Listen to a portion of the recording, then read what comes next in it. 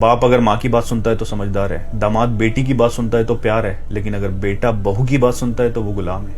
ये हम कौन सी दुनिया में जी रहे हैं? किस इंसाफ पे जी रहे हैं? क्या दूसरे की बेटी बेटी नहीं होती? अरे दूसरे की बेटी को छोड़िए, अपना बेटा जो अपना खून, जिसकी परवरिश आपने की है, उसका हक नहीं बनता कि जितना प्यार आप दामाद को देते हो आप उसको भी इतना ही प्यार दो?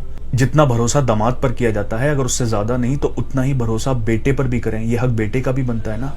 90% 90% घरों का यही हाल है। मेरे पास इतने मैसेज आते हैं कि सर हम तो अपनी ईमानदारी से अपनी जिम्मेदारियां निभा रहे हैं, सब कुछ कर रहे हैं, लेकिन उन्हीं को हम पे भरोसा नहीं है जिनके लिए हम अपनी पूरी जिंदगी कुर्बान कर रहे हैं। माँ बाप अपनी औलाद को खुद पालते हैं, खुद परवरिश करते हैं और अपनी ही परवरिश पर भरोसा नहीं करते। सब इंसान है, सब गलतियां करते हैं, लेकिन ये कहाँ का इंसाफ है कि बेटी की गलती पर उसका वकील बनकर उसको बचाया जाता है और एक बहू की गलती पर उसका जज बनकर उसको फैसले सुनाए जाते हैं।